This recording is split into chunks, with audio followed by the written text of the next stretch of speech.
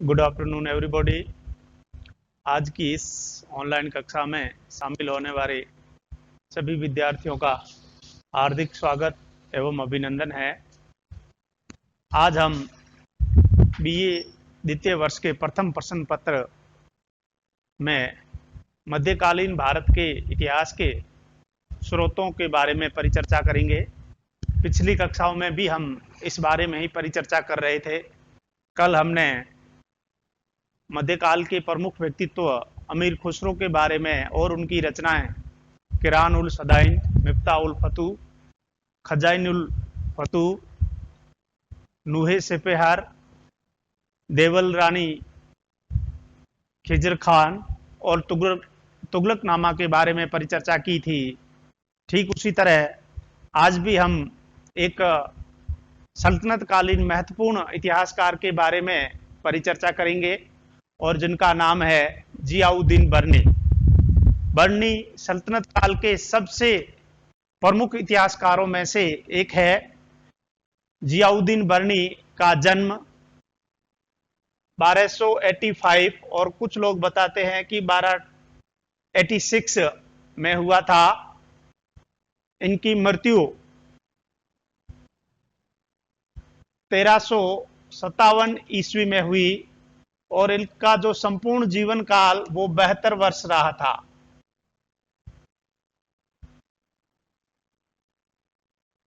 इनका जन्म बरन शहर बुलंदनगर में हुआ था। बरन शहर के होने के कारण ही यह बर्नी कहलाए। जियाउद्दीन बर्नी खिलजी और तुगलक काल के समकालीन थे। जियाउद्दीन बर्नी का राज दरबार से घनिष्ठ संबंध रहा है। इनका पालन पोषण या विकास राज दरबार में ही हुआ, ऐसा भी हम कह सकते हैं। इसके साथ साथ जियाउद्दीन बर्नी मोहम्मद बिन तुगलक के घनिष्ठ मित्र थे, उनके सखा भी थे। उनके काल में इन्होंने दरबार में शोहरत को भी प्राप्त किया और अकूत संपत्ति का भी अर्जन कर दिया था। मोहम्मद बिन तुगलक की मृत्यु के बाद जियाउद्दीन बर्नी फिरोज तुगलक के स्थान पर किसी अन्य राजकुमार को बादशाह या सुल्तान बनाना चाहते थे। इस बात को लेकर फिरोज तुगलक और जियाउद्दीन बर्नी में मनमुटाव या एक दूसरे के विरोधी होने के कारण बर्नी को फिरोज तुगलक ने अपने जीवन के अंतिम समय में कैद कर लिया था या जेल में डाल दिया था। उनका अंतिम समय गरीबी और दुख में व्यतीत हुआ। जेल में जब उन्होंने सोचा कि अब वापस सुल्तान का विश्वास कैसे प्राप्त किया जाए, इस बात को लेकर उन्होंने इस बात के लिए उन्होंने रचनाएं लिखी, किताबें लिखी और उनका शीर्षक भी फिरोज शाह के नाम से ही किया।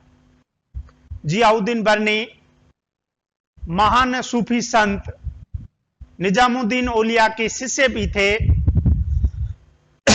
अमीर खुसरो और अमीर हसन देहलवी इनके मित्र भी थे।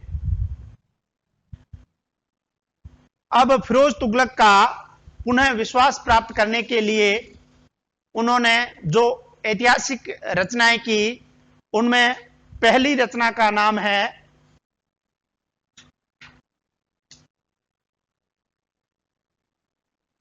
तारिख ए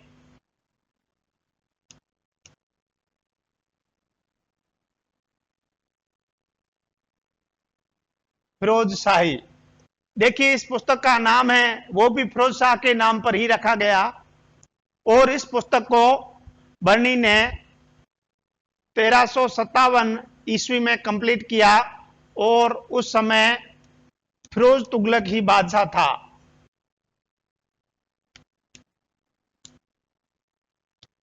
देखिए इस पुस्तक में बर्नी ने 1266 ईस्वी 1266 ईस्वी अर्थात बलबन का राज्यारोहण, बलबन का राज्यारोहण से लेकर के 1357 यानी फिरोज तुगलक के जो प्रारंभिक 6 वर्ष थे उनका इतिहास इसमें लिखा। 1266 से लेकर के 1357 ईस्वी तक जो बादशाह हुए, सुल्तान हुए, उनके बारे में इस पुस्तक में उन्होंने लिखा। इस पुस्तक में इसके अतिरिक्त उन्होंने अलाउद्दीन खिलजी की प्रशासनिक नीतियां, अलाउद्दीन खिलजी की प्रशासनिक व्यवस्था,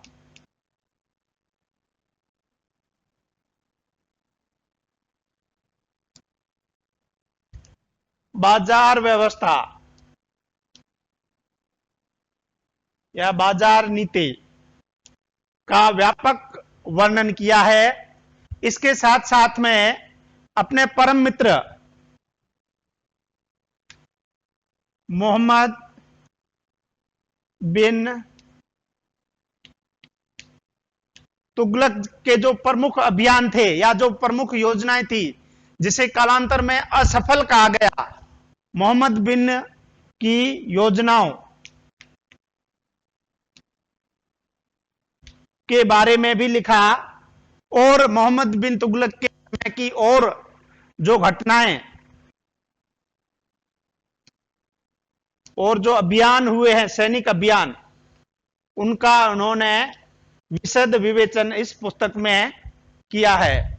एक बार फिर हम बात करते हैं तारीखे फिरोजशाही। तारीखे फिरोजशाही पुस्तक की रचना या रचनाकार जियाउद्दीन बर्नी थे। इस पुस्तक की रचना 1357 ईस्वी में फिरोज तुगलक के शासनकाल में की गई। इस पुस्तक में 1266 ईस्वी यानी बलबन के राज्यारोहण से लेकर के 1357 ईस्वी अर्थात फिरोज तुगलक के शासन के प्रारंभिक 6 वर्षों तक का इतिहास लिखा गया है, जिसमें प्रमुख रूप से अलाउद्दीन खिलजी की प्रशासनिक व्यवस्था, उसकी बाजार नीति, तुगलक सम्राट और उसके प्रिय सखा मोहम्मद बिन तुगलक की योजनाओं और उसके समय की घटनाओं और अभियानों का इस पुस्तक में बर्नी ने वर्णन किया है। अब देखिएगा दूसरी जो प्रमुख पुस्तक है जिसका नाम है फतवा ए जहांदरी। फतवा ए जहांदरी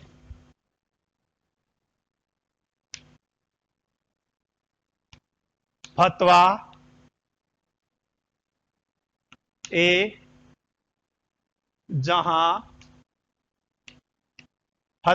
जहांदरी। यह भी पुस्तक मोहम्मद फिरोज तुगलक के काल में, फिरोज तुगलक के काल में बर्नी द्वारा रचित है। इसमें जो मुस्लिम शासन व्यवस्था है, मुस्लिम शासन व्यवस्था,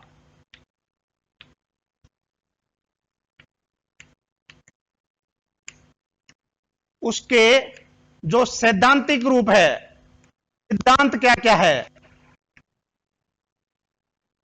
सैद्धांतिक रूप का बिल्कुल विस्तृत विवेचन है, विस्तृत विवेचन। दूसरी जो प्रमुख पुस्तक है उसका नाम है फतवा ए जहांदरी। इस पुस्तक को भी जियाउद्दीन बर्नी ने फिरोज तुगलक के शासनकाल में ही लिखा।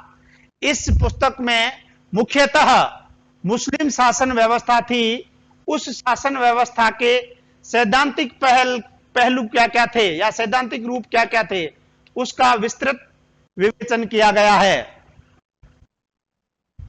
तीसरी जो प्रमुख पुस्तक है उसका नाम है सना ए मोहम्मदी। सना ए मोहम्मदी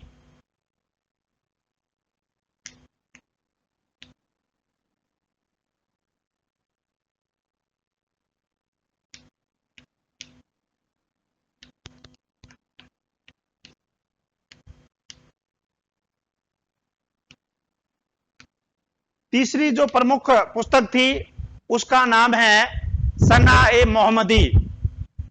इसकी भी रचना बर्नी द्वारा की गई और यह पुस्तक मुख्य रूप से जो इस्लाम के पैगंबर थे, इस्लाम धर्म के प्रवर्तक थे, जिनका नाम हजरत पैगंबर हजरत मोहम्मद साहब था, यह उनकी जीवनी है। उनकी जीवनी बर्नी द्वारा हजरत मोहम्मद साहब की जो जीवनी लिखी गई उस पुस्तक का नाम सना ए मोहम्मदी है। चौथी और अंतिम पुस्तक का नाम है हसरतनामा।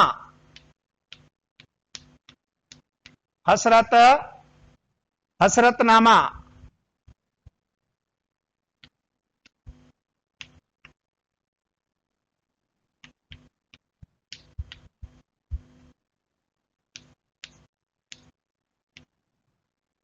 हसरतनामा पुस्तक की भी रचना जियाउद्दीन बर्नी द्वारा की गई है और इस पुस्तक में मुस्लिम जो कानून है, मुस्लिम धर्म के या इस्लाम धर्म के जो विधि नियम और कानून हैं, इनका विस्तृत विवेचन किया गया है।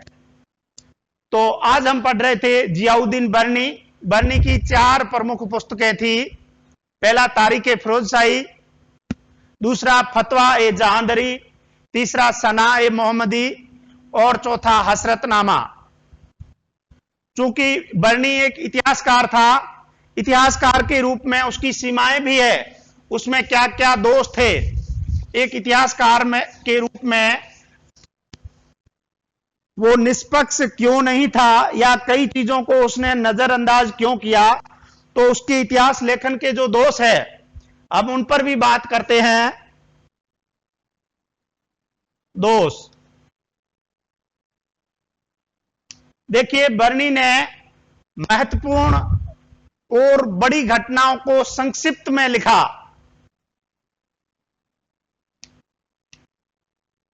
संक्षिप्त घटना उल्लेख, जो महत्वपूर्ण घटनाएं थी उनको भी बहुत संक्षिप्त में लिखा है। दूसरा, जो घटनाएं हैं उनको काल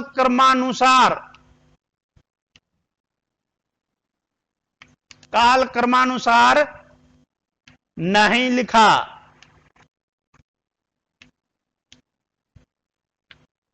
जो भी घटनाएं हैं उन्होंने उल्लेखित की है, उनमें काल क्रम के अनुसार, समय के अनुसार नहीं लिखा। अपनी जहां जिस घटना का सूटेबल लग रहा था अपनी इच्छा से लिख दिया।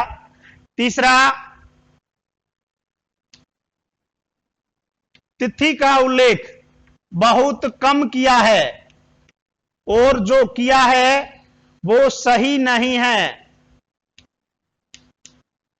एक तो तिथि का उल्लेख बहुत कम किया है और जो किया है वो भी सही नहीं किया है। और चौथा, बर्नी खुद धर्मांध मुसलमान था, एक कट्टर मुसलमान था। इस कारण उसने हिंदू लोगों के प्रति धार्मिक कट्टरता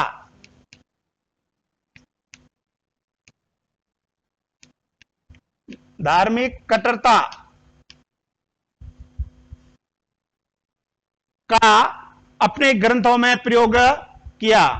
तो आज हमने बर्नी के बारे में पढ़ा, एक बार फिर देख लेते हैं। जियाउद्दीन बर्नी का जन्म 1285 या 86 में बरन बुलंदनगर में हुआ। इनकी मृत्यु 1357 ईस्वी में 72 वर्ष की आयु में हुई। इनका राज दरबार से गहरा लगाव था। खिलजी और तुगलक काल में इनका समय बीता।